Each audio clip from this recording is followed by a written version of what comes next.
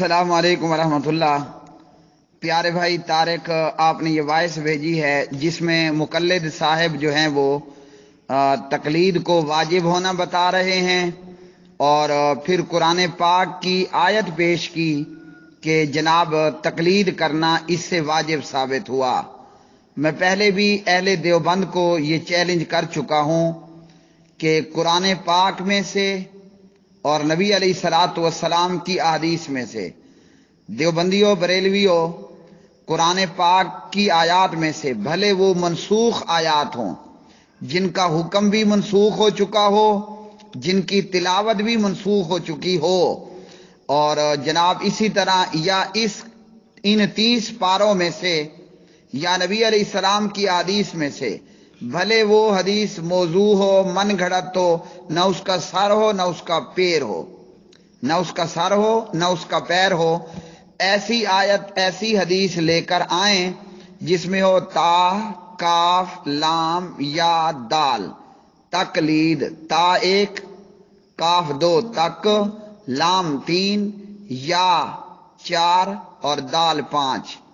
تقلید، ایمان والوں کو اللہ نے تقلید کا حکم دیا ہو کہ اے ایمان والو 4 اماموں کی تقلید کرو، اور بقول پھر دیوبندیوں کے ان چونکہ چاروں میں سے بیسٹ آف بیسٹ امام ابو حنیفہ رحمہ اللہ ہیں، تو اس آیت یا حدیث کے اندر ہو کہ 4 کی تقلید کرو، اور 4 میں سے بیسٹ آف بیسٹ امام ابو حنیفہ رحمہ اللہ ہے، تو ہمیں کوئی تکلیف نہیں ہے، ہم انشاءاللہ تقلید کریں گے بھی اور لوگوں کو بھی مقلد بننے کا درس دیں گے۔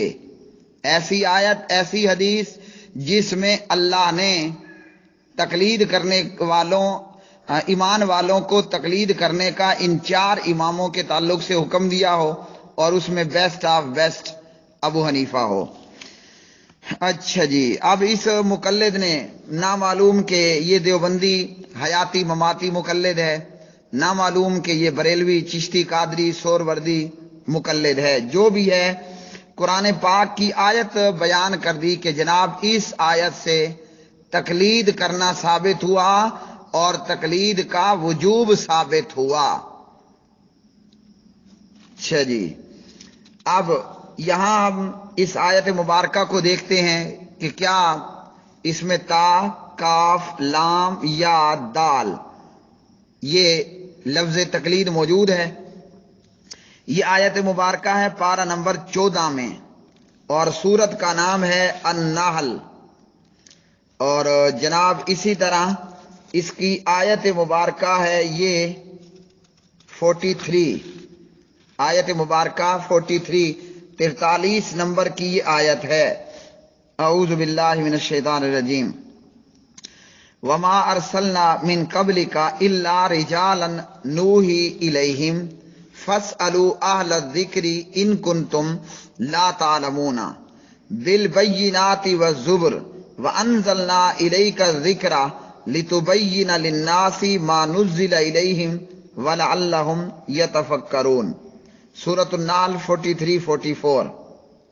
اللہ رب العالمین فرماتے ہیں، حافظ عبدالسلام بن محمد حافظہ اللہ استاد محترم تفسیر القرآن الکریم میں اس کا ترجمہ کچھ یوں کرتے ہیں، اور ہم نے تجھ سے پہلے نہیں بھیجے مگر مرد جن کی طرف ہم وحی کرتے تھے، سو ذکر والوں سے پوچھ لو اگر تم شروع سے نہیں جانتے، واضح دلائل اور کتابیں دے کر، اور ہم نے تیری طرف یہ نصیحت اتاری تاکہ تو لوگوں کے لیے کھول کر بیان کر دے جو کچھ ان کی طرف اتارا گیا ہے، اور تاکہ وہ غور و فکر کریں۔ اس میں تقلید کہاں ہے؟ اہل علم سے اہل ذکر سے پوچھنا یہ تقلید ہے، تو پھر تو امام ابو حنیفہ رحمہ اللہ بھی مقلد ہوئے، پھر تو اس امت میں سے جنہوں نے کلمہ پڑھ لیا یا جنہوں نے نہیں پڑھا تمام کے تمام مقلد ہوئے، اگر سوال کرنا اور پوچھنا یہ تقلید ہے۔ تو یہاں بتایا جا رہا ہے کہ پوچھ لو، تو پیارے بھائی پوچھنا، سوال کرنا، سیکھنا، پڑھنا اگر یہ تقلید ہے تو بتائیے اس تقلید میں سے پھر کون بچا ہے؟ کیا امام ابو یوسف کیا امام محمد، امام ظفر رحمہم اللہ تعالی، یہ تمام امام ابو حنیفہ رحمہ اللہ کے شاگرد ہیں، یہ سارے امام ابو حنیفہ سے پوچھتے اور سیکھتے نہیں تھے؟ سوال کرتے تھے، پوچھتے تھے، سیکھتے تھے۔ امام شافعی نے اپنے استاد سے پوچھا، امام بخاری نے اپنے استاد سے پوچھا، احمد ابن حنبل نے اپنے استاد سے پوچھا۔ یہ تو تمام سلسلہ تعلیم میں پوچھنے والے، سیکھنے والے ہیں، تو پھر تو یہ تو کل کے کل مقلد ہوئے۔ امت میں تو کوئی بھی ایسا نہیں بچا جو مقلد نہ ٹھہرا ہو۔ تو یہاں تقلید کے حوالے سے تو اللہ نے ذکر کی ہی نہیں، یہ فقط مقلدین کی جرت ہے اللہ عرش والے پر جھوٹ بول دینا اور پیغمبر علیہ الصلاۃ والسلام پر جھوٹ بول دینا۔ وگرنہ میں اللہ کے گھر، اللہ کی مسجد میں بیٹھ کر یہ کہتا ہوں، اللہ عرش والے کو گواہ بنا کر اور کعبے کے رب کی قسم کھا کر علی وجہ البصیرت، یہاں سے تو تقلید ثابت ہی نہیں ہوتی۔ یہاں تو پوچھنے کا حکم دیا جا رہا ہے کہ پوچھو اگر نہیں جانتے ہو تو، نہ جاننے پر پوچھنا، ذکر والوں سے، علم والوں سے، کتاب والوں سے، یہ تقلید تو کہلاتا ہی نہیں ہے۔ یہ آیت نبی علیہ السلام پر اتری، اس آیت کو جناب صدیق نے پڑھا، جناب فاروق نے پڑھا، جناب عثمان نے پڑھا، جناب ابو ہریرہ نے پڑھا، انس بن مالک نے پڑھا، عبداللہ بن عمر نے پڑھا، معاویہ بن ابی سفیان نے پڑھا رضوان اللہ علیہ مجمعین، امام ابو حنیفہ نے پڑھا، امام بخاری نے پڑھا، جناب امام احمد ابن حنبل نے پڑھا، امام مالک بن انس نے پڑھا، امام شافعی علیہم الرحمت الرحمان، ان تمام لوگوں نے پڑھا۔ اس میں کہاں کس نے لکھا ہے کہ جناب اس آیت سے تقلید ثابت ہو رہی ہے؟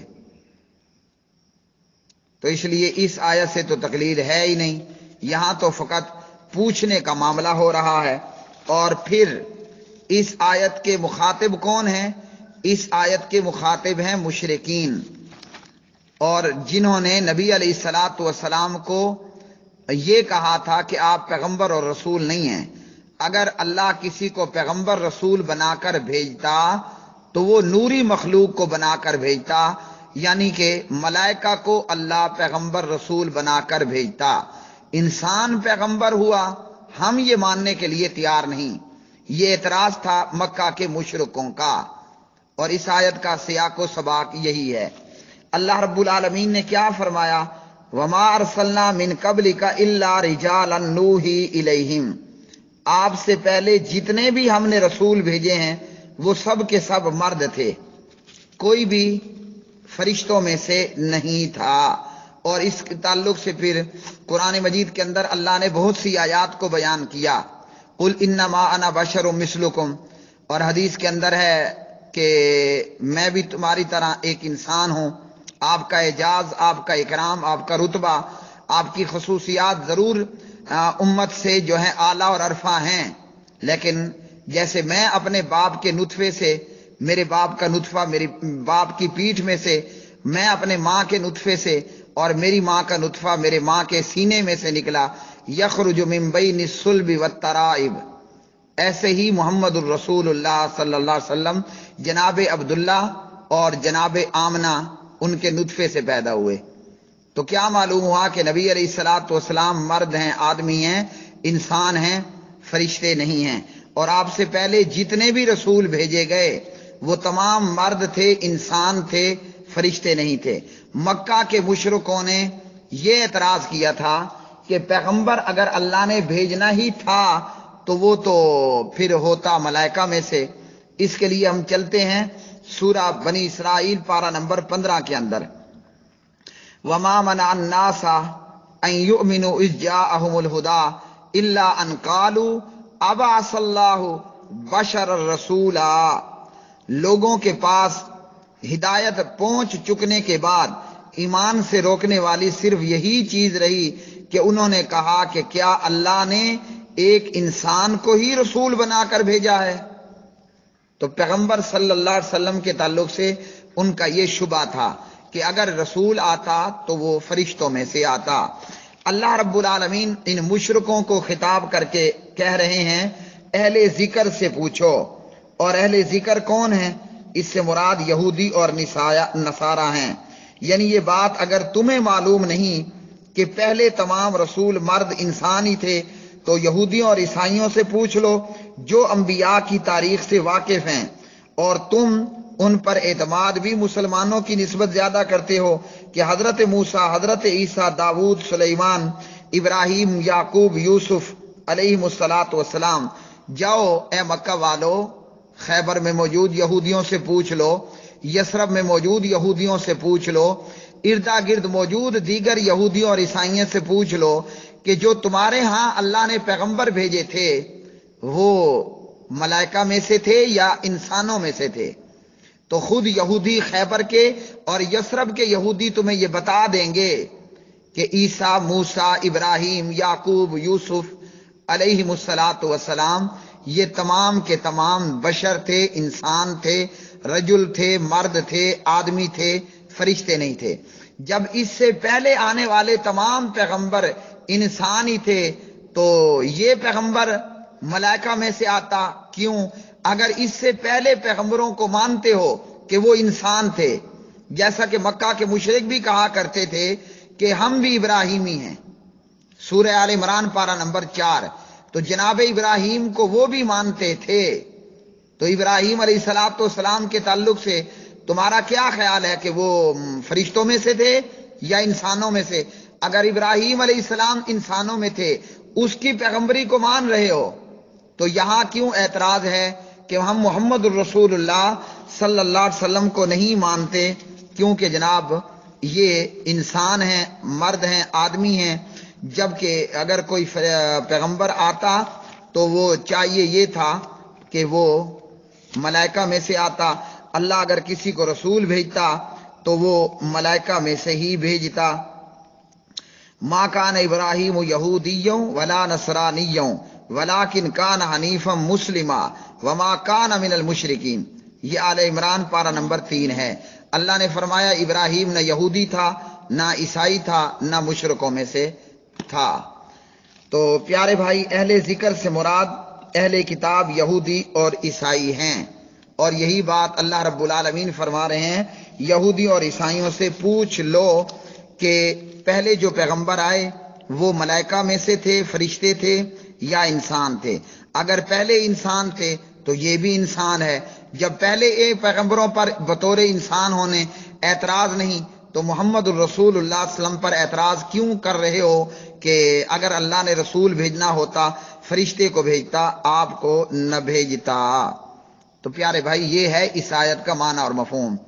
اب مقلدین نے کہا کہ جناب اس سے مراد جو ہے وہ یہ ہے کہ پوچھنے کا مطلب ہے کہ اہل علم کی تقلید کرو، تو اس سے تقلید ثابت نہیں ہوتی۔ نمبر 2، یہاں ہے فاسألوا اہل الذکر، ذکر والوں سے پوچھ لو۔